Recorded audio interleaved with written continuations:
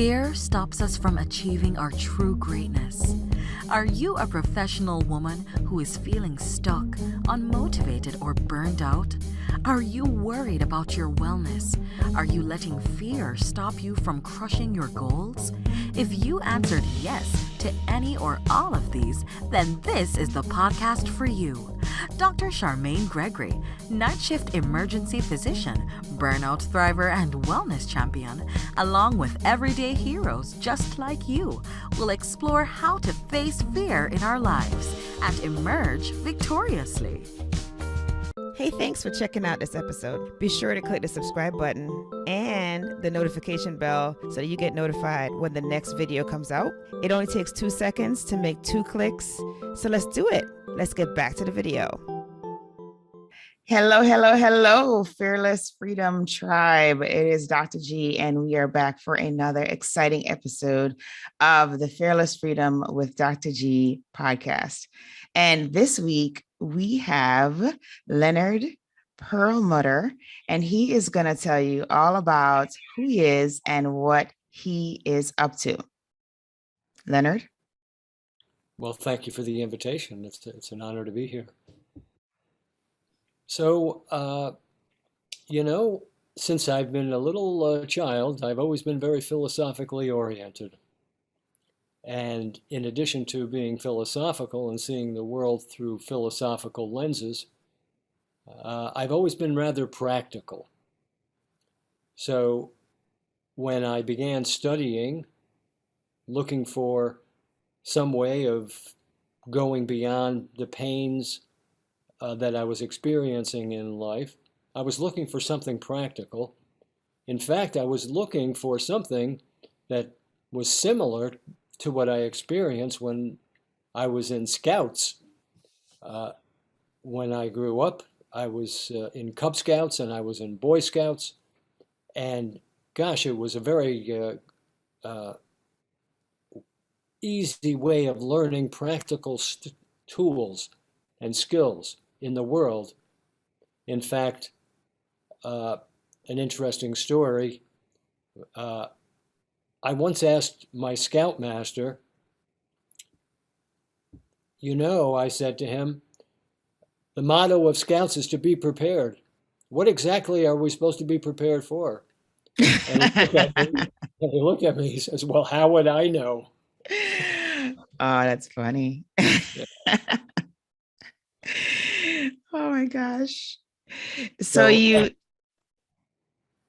I got older, I was still looking to find a skill set that would help me with life. I see. And where did your journey lead you? My journey led me to a study of all religious traditions and many spiritual traditions. And I began to find out that, they're all very, very similar. They're all similar. So from there, I began reading about the perennial philosophy. And that led me to yoga science. Many people don't know what yoga science is. They think when they hear the word yoga that I'm talking about just exercises, postures. And yoga science contains postures because, let's face it, we have a body, we've got to take care of the body. And those postures are very therapeutic, but it's much more than that because it's really about the mind. Even taking care of the body is really about the mind and making lifestyle choices that are going to make the body healthy and the immune system strong. So when I began to read and study and practice yoga science, well, gosh, I felt like I was back in Scouts. Preparing for what's this time? Since your scout leader had no idea what you're preparing for. That's right. And I have found that life is a thrill a minute because it's true. You never know. That's true. That is true. You don't know what's going to happen. That's absolutely true. I don't think any of us would have ever imagined the last year and a half or 2 years. Oh yeah, no, If absolutely we not. were a script writer for Hollywood, do you think that any of us would be able to write that script? People would Absolutely think not. it Yeah. was not only a B movie, but maybe a C or a D movie. Yeah, no, absolutely. Yeah, unimaginable events occurred. Yeah. Um, yeah, so that's I mean, we've had some pretty incredible things happen like over the last um I want to say probably 60 years. I mean, because we've had disastrous things happen, like bombs being dropped on people's cities, Right. annihilating hundreds of thousands of people. And we've had people flying airplanes into buildings and killing thousands of people in one fell swoop. And then we have this pandemic that came in and just completely crippled the world at the knees. Very unexpected events for certain. Yeah. So Couldn't have that predicted begs it. the question, doesn't it? It begs the question, what's the story with these human beings? Well, yeah, yeah. We play our part for certain in Oh, destruction and yeah. our own demise often. We are So clever, clever animals. yeah, indeed. So tell us more about your journey. So you said that you started to explore the different religious practices and you came to yoga science. And then what Yes. happened? And really, then just life happened. And as I began practicing, people asked me for my advice, and I started teaching. They wanted more. And so the only thing that I could teach was what I practiced, and the only thing that I could write about was what I practiced. So I've written a couple of books. I have a new book out now, Your Conscience. And I wrote that book, the new one, Your Conscience, because like millions of other people during the height of the early pandemic in I would say March of 2020, uh, I was pretty much in quarantine, Mm, and so mhm, I did not have students coming. It was not the regular schedule, and I asked myself, what is it that I would like to do, and how can I best serve when I'm being quarantined from everybody? And the answer was, I need to give them something that's practical, that they can work with. And so I thought that the best thing that I could give them was an awareness and instruction in using their own conscience. Because for me, it's been a lifesaver. wow. No, that's incredible. It's interesting that you looked at the quarantine and the pandemic as an opportunity to serve other people. Yeah. It's not common. It is actually extraordinary to look at it that way. Many people were in a position where when they looked at the situation and they saw that they had to be quarantined, they thought of it as almost like a prison, like they didn't see it as an opportunity to develop themselves or to figure out a innovative way to serve other people or to come up with something new that they could contribute to society. Like that's not a common mindset. So it's definitely very admirable that that was your first thought, because a lot of people don't think like that. And so clearly that was on your heart, and clearly that was something that was needed. And they say out of pain usually comes some pretty amazing product. And usually that creates that test that you go through, creates a testimony that's going to help somebody else. So that's awesome. So So the tell the audience how they can get your book. Well, the book has its own website. It's called yourconscience.org, yourconscience.org, and you'll be able to see a little video that I made, which explains why I wrote the book and all sorts of interesting bits of information about the book and how to order it.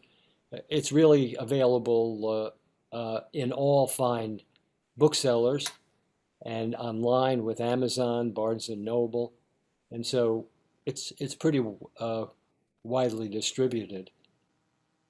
I Awesome. wanted just Awesome. to comment on something that you said about the rarity of my being in quarantine and yet seeing my purpose in that situation being to serve other people.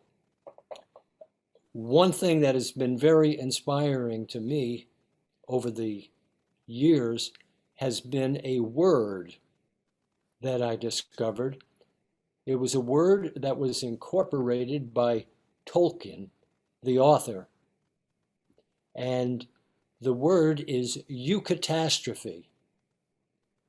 Hmm. It contains the word catastrophe, and the pandemic was definitely a catastrophe and has been Absolutely. and still Yeah. is in many respects. But with the prefix EU, which comes from the Greek, it means good. It's a good kind of catastrophe. So it's interesting that the theory from yoga science is that every catastrophe that comes, that appears as a catastrophe, contains a gift. Our job, our work, in part, is to examine the catastrophe, to examine our situation, and see how we can do something very positive and give and add to other people's needs in that moment. And gosh, it has been such a rewarding experience for me personally.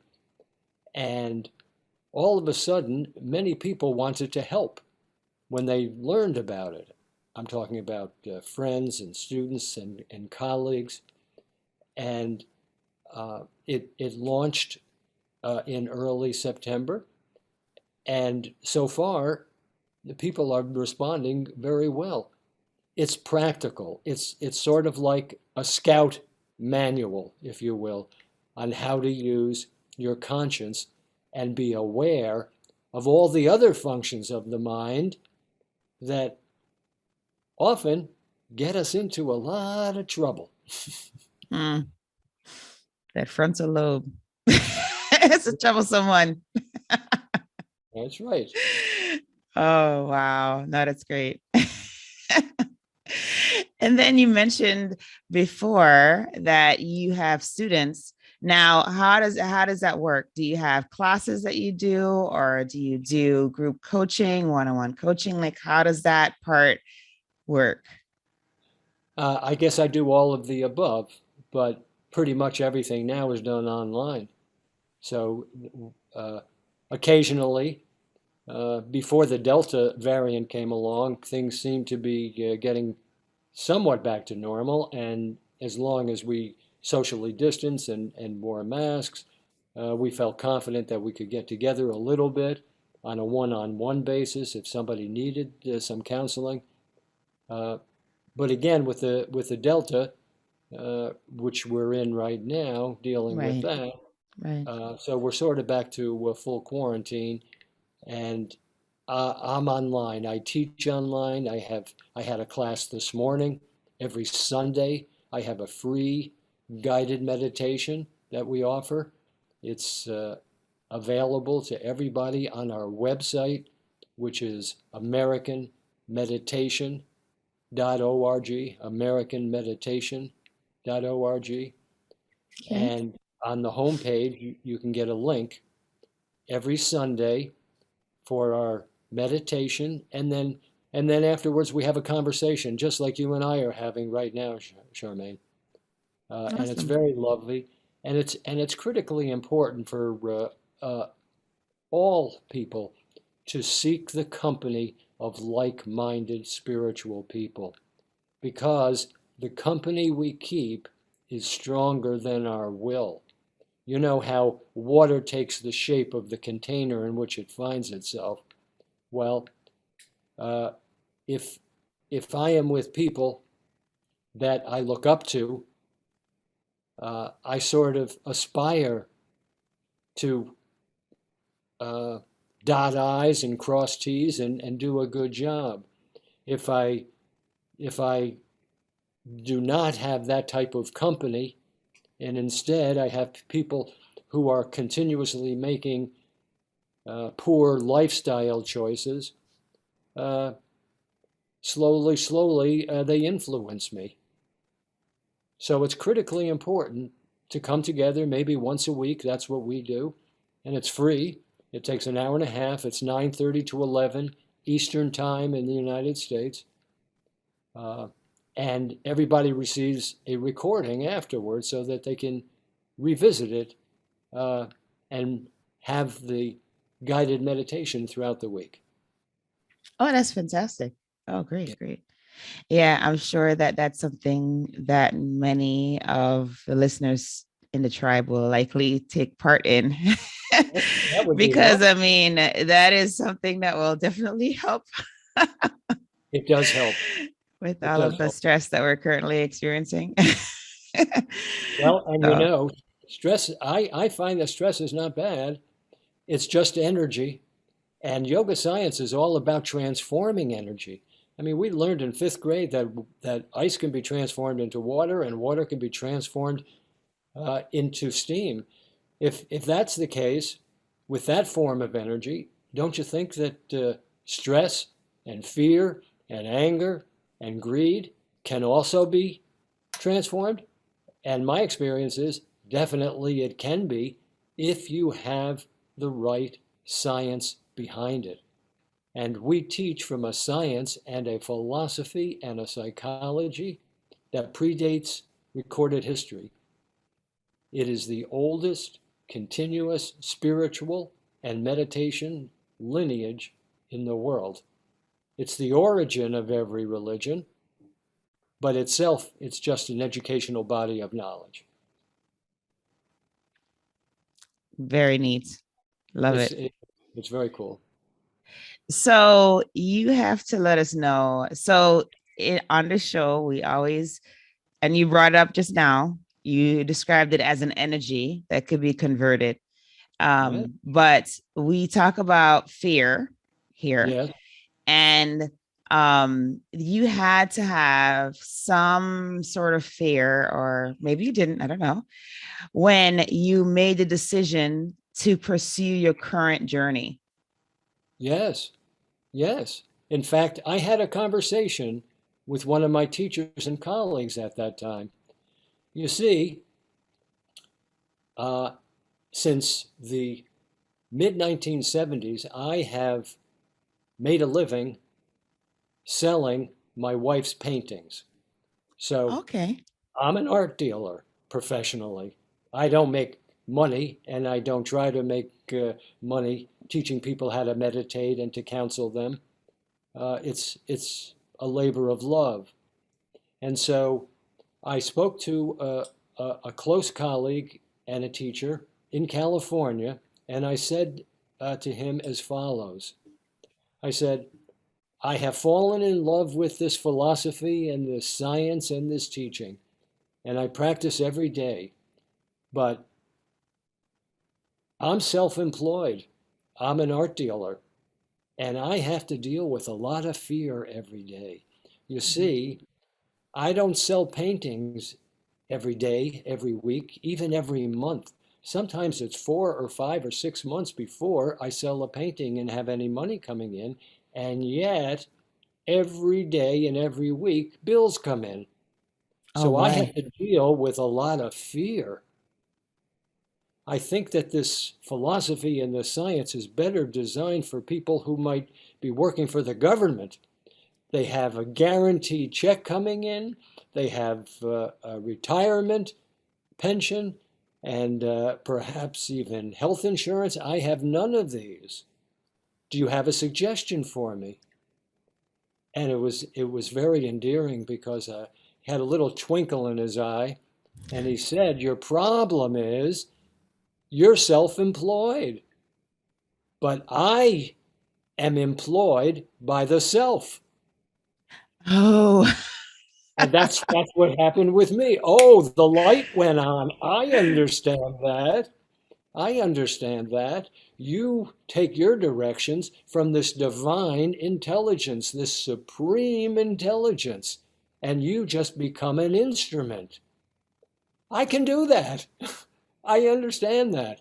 And that was in 1982. And it's not that I'm not without fear. right. But I look at fear as an ally as opposed to an enemy because I know how to transform it into strategic reserves of healing energy, willpower, and an expansion of my ability to be creative. Wow. That is great. It's That is terrific. great. Because it speaks so much to the perspective, right? Because, the audience knows that my part of my reason for even starting a podcast about fear was because I have a pretty intense fear of public speaking. And I go through this whole ritual beforehand and the sweaty palms and the palpitations and the negative audio replay in my head before getting on any stage. And so I realized this wasn't normal one day. And I decided that I was going to become a professional speaker. And so that's part of one of the ways that I face my fear. And then the other way was starting this podcast so I could talk to amazing people like yourself and kind of pick your brain about how do you deal with fear. And so it is always so fascinating to me how we look at fear. And I love what you said, because you're like, you know what? This is this energy. This is energy that you can transform. And once you realize that you're not the center, like there is a center that is greater than yourself that you actually serve, then the fear isn't going to cripple you. It's going to just be fuel almost for you to do the things that you need to do to serve the people that you need to serve. And so, that's just amazing. And I think that that's something that a lot of the tribe needs to hear, because there's so much fear right now. There are people who are just afraid of getting ill from COVID, right? There are people who've had COVID who are afraid that, they may get it again, or they may be worried that they're not going to be able to go back to their usual lifestyle. I mean, there's so many fears that are floating around right now. And to be able to take that into context and actually find power in it, not let it pull you down, and surround yourself with people who are actually going to uplift and level you up, right? As you described, right? Because you said it's not even just the mentality, but it's also who you surround yourself with, because again, you will adapt the lifestyle, the habits, good or bad, of those that you keep company with. And so if you not only change your mindset, but you also change your associations, then you will see some incredible things happening, despite the fact that we're in the middle of something catastrophic. So, absolutely correct. Yeah, no, 100%. Fantastic.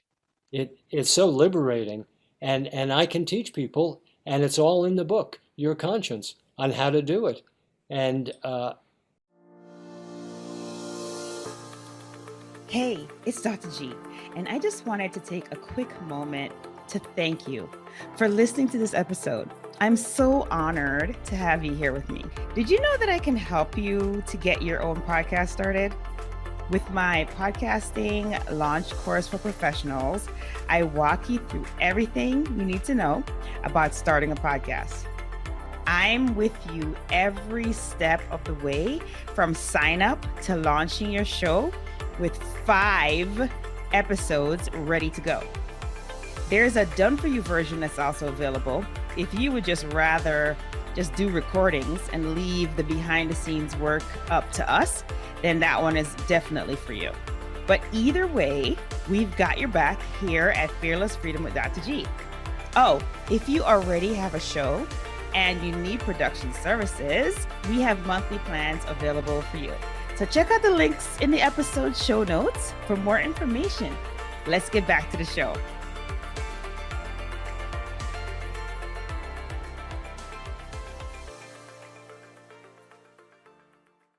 For example, if I gave you,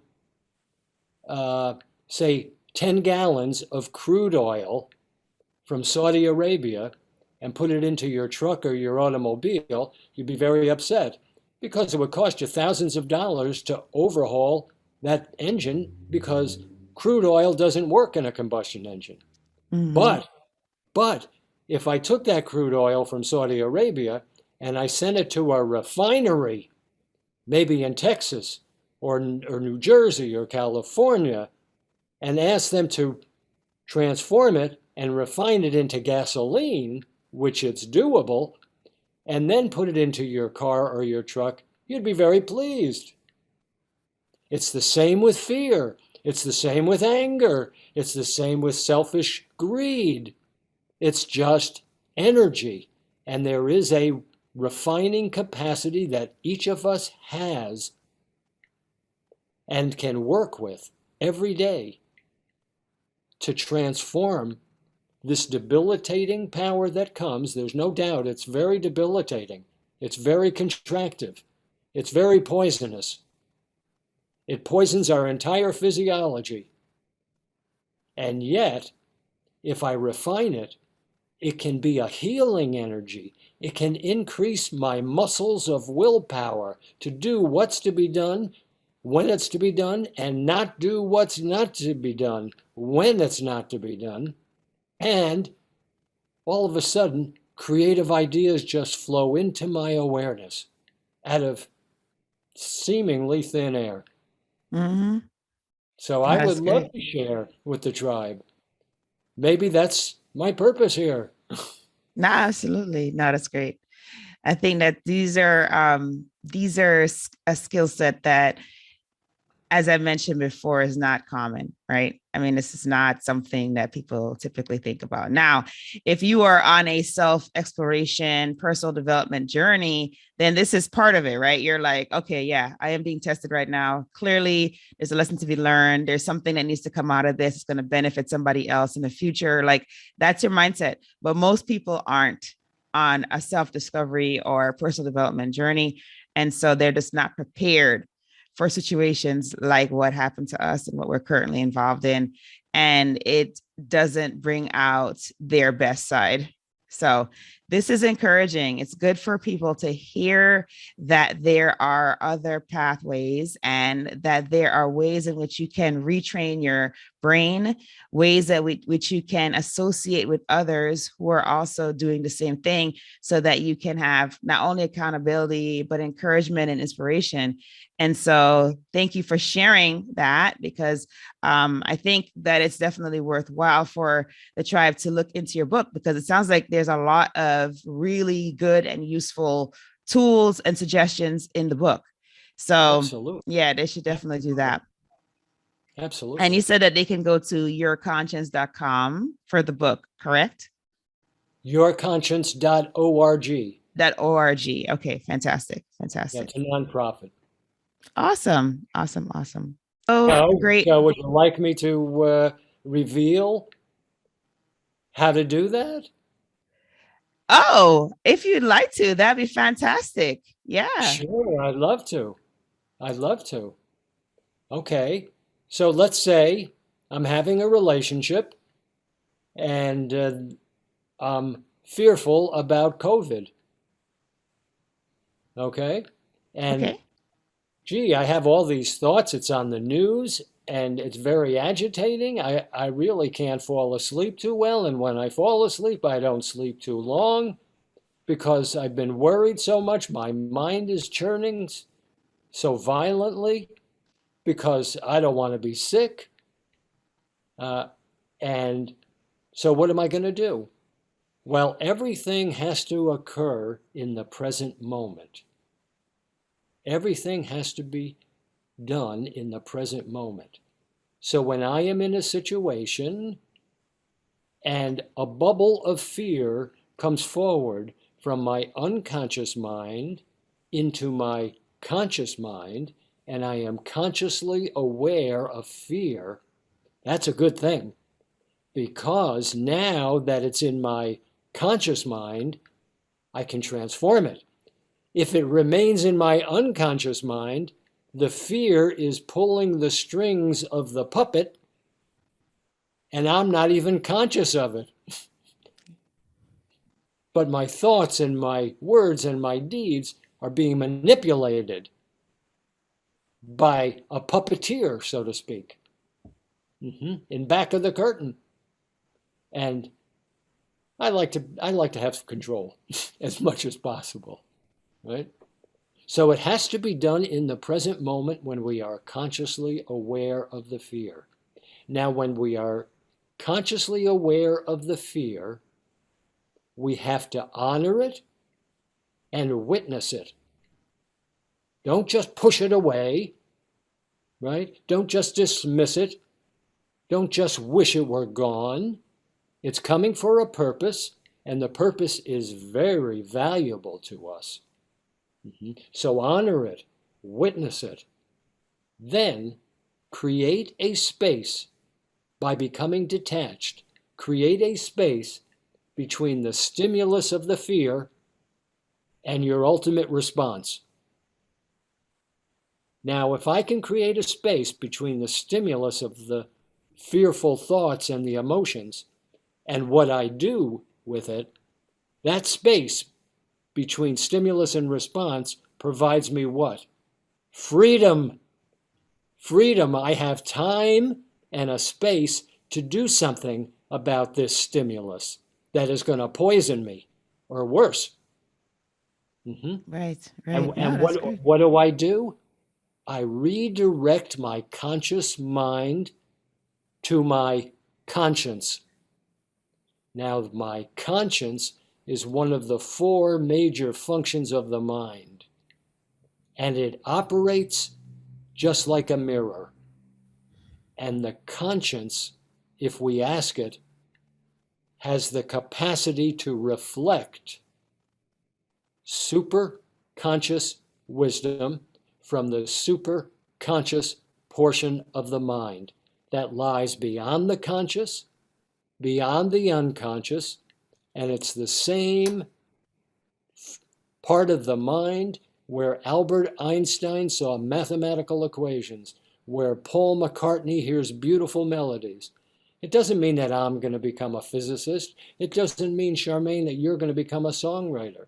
What it does mean is, in this moment, the conscience can advise me with super conscious wisdom how to deal with the fear. Cool. Oh, that's neat. Yeah. And so I have created detachment between my fearful thoughts and emotions and my ultimate reaction. I've learned to detach from it, just step back from it for a moment. And in that space, I have a conversation with my conscience. Right now, I tell the conscience I'm having a relationship with fear. What am I going to do with it to be able to transform it? Because the more attention I give it, it seems to make me sicker, and I get more fearful, and I get all these physical psychosomatic reactions. My heart starts pounding. I start profusely perspiring. I can't think. Oh, I'm a mess. What can I do now that I have a conscious relationship with it? And the conscience will say to me, take that fear and all that it represents and make a sacrifice of it. Offer it back to the origin from which it just came. And what is the origin of fear? Well, that begs the question, because what is the origin of everything? Well, there's only one origin. Religionists call it God. Offer it back to the supreme intelligence. Oh, dear Lord, dear God, dear Divine Mother, whatever you're comfortable with, dear Allah, dear Christ, dear God, right now I'm aware of this fear. I'm offering it to you lovingly, willingly. Please take it from me as I offer it and transform it for me in ways that will provide me creative energy, willpower, and strength in every relationship. And the more that I can sacrifice it, the sacrifice itself is the mechanism for transforming the debilitating and contractive power of fear into an expansive and creative form that can benefit me. And that healing energy, willpower, and creativity that arises from the transformation process they're all deposited into my unconscious mind. And I can draw on that energy, willpower, and creativity anytime I need it. Love it. Love it. That's great. But That is great. there is a rub. Okay. What's the rub? If I don't sacrifice it and transform it and increase my reserves of energy, willpower, and creativity, and instead I just worry more, I give more and more attention to it, in other words, I feed it, then I don't increase my energy, willpower, and creativity. I diminish my energy. I reduce my willpower, and I also decrease my creative capacity in the midst of every relationship. Mm. So it's just like banking. Yeah. Indeed. We can either make a deposit or make a withdrawal. withdrawal. Yeah. Yeah, and I never would have thought to make the analogy of fear transformation, energy transformation to banking, but I could see how it could work. That's right. No, that's great. So in our culture, we're at a disadvantage because our culture defines the word sacrifice as meaning some form of denial of pleasure, some form of denial. But sacrifice, which comes from the original Latin through the Italian, means sacrifici. It means sacred. Make it sacred. This is sacred energy that is coming to me in the form of fear. It's not usable in this form, so I have to do something. And it came from my unconscious mind, so I've been feeding it for quite a while now. That's why it's still in my unconscious mind. I've not changed that habit. But now I can fill in that channel in the unconscious mind where the fear lives simply by offering it back each time to the origin from which it has just come. That's great. That's great. And so the only way that you're going to know whether that's true or not is if you experiment with it. I'm not asking you to believe me. I'm not asking any of the tribe to believe me. I'm asking you, if you're interested and you have a need to more skillfully deal with fear in a creative way, something that will benefit you, then become a scientist and experiment with that which I just taught you and see how it makes you feel. I know how it made me feel. That's why I'm sharing it. It works. Right. Yeah. No, I could definitely see how that would work. There's no doubt about it. Yeah. Oh my gosh. This has been such a great conversation, Leonard. You know for me what? too. What a Oh great yeah. opportunity. Yeah. I love planting seeds. I Oh often yeah, refer to no, it fabulous. as Johnny Appleseed. Fabulous. And then, we have a tradition in the show. And it is the fill in the blank section of our show. Oh, really? And are you ready for the fill in the blanks? All right, why not? Okay, Just throw them in it. Fantastic. All right. So the first one is, if I am And I fearless. have a question for you. Yeah. Are the questions different every time, or is it the same? Or These are the same questions that we end the show with. all right, 3 okay. fill in the blanks. Yes. Okay. I'm ready. Cool. All right. Excellent. So the first one is, if I am fearless, I will thrive. Awesome. The next one is, to me, fearless freedom means Freedom to do what's to be done when it's to be done, and not do what's not to be done when it's not to be done. Love it. And then the last one is, my battle cry is, Dear Lord, bring me strength that I might serve you in this relationship. Awesome. Thank you so much for sharing your time and your expertise with the Fearless Freedom Tribe. We appreciate you, and we will definitely be looking out for your book, Your Conscience, at yourconscience.org. And, people will be reaching out to you as well if they're looking for more in what you gave, the teaser that you gave. So I'm sure they'll be looking out for more. So yeah, we appreciate you, and thanks for sharing with us. It's a real pleasure. I deeply appreciate the opportunity. Awesome. I hope our paths cross again. God bless you. Thank Absolutely. Thank you for joining me on this episode of Fearless Freedom with Dr. G. Again, I'm Dr. G. And if you like this episode, be sure to subscribe so that you can get notified of when the next episode is going to be.